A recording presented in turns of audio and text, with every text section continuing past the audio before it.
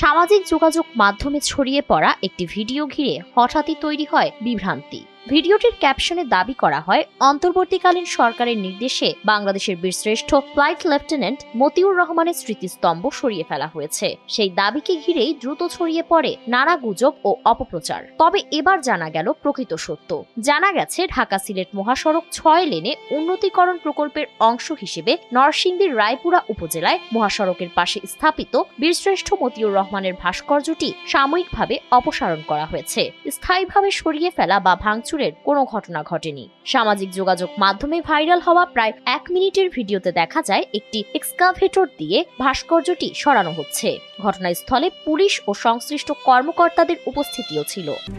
RICL TMX, যুগের পর যুগ স্থাপনা থাকে মজবুত। ভিডিওটি ছড়িয়ে পড়ার পরই বিভিন্ন ফেসবুক আইডি থেকে বিভ্রান্তিকর তথ্য প্রচার শুরু হয়, যা জনমনে ভুল ধারণার জন্ম দেয়। উপজেলা প্রশাসন সূত্রে জানা গেছে, দুদিন আগে মহাসড়ক সম্প্রসারণের কাজে নির্বিঘ্নে বাস্তবায়নের স্বার্থেই সড়ক ও জনপথ অধিদপ্তর ভাস্কর্যটি সাময়িকভাবে সরিয়েছে। এতে বীরশ্রেষ্ঠ মতিউর রহমানের প্রতি কোনো ধরনের অসম্মানের বিষয় নেই, বরং সড়ক সম্প্রসারণের কাজ শেষ হলে আগের নকশা ও কাঠামো অনুসরণ করেই ভাস্কর্যটি পুনরায় নির্মাণ করা হবে। পুনর্নির্মাণের জন্য প্রয়োজনীয় অর্থ বরাদ্দও দেওয়া হয়েছে।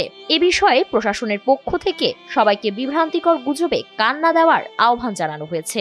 উল্লেখ্য, মহান মুক্তিযুদ্ধে অংশগ্রহণের উদ্দেশ্যে পাকিস্তানের একটি বিমান ঘাঁটি থেকে যুদ্ধবিমান নিয়ে দেশে ফেরার পথে বিমান বিধ্বস্ত হয়ে শহীদ হন বীরশ্রেষ্ঠ ফ্লাইট লেফটেন্যান্ট মতিউর রহমান। তার অসামান্য বীরত্ব ও আত্মত্যাগের স্বীকৃতি স্বরূপ তাকে বাংলাদেশের সর্বোচ্চ রাষ্ট্রীয় সম্মান বীরশ্রেষ্ঠ খেতাবে ভূষিত করা হয়।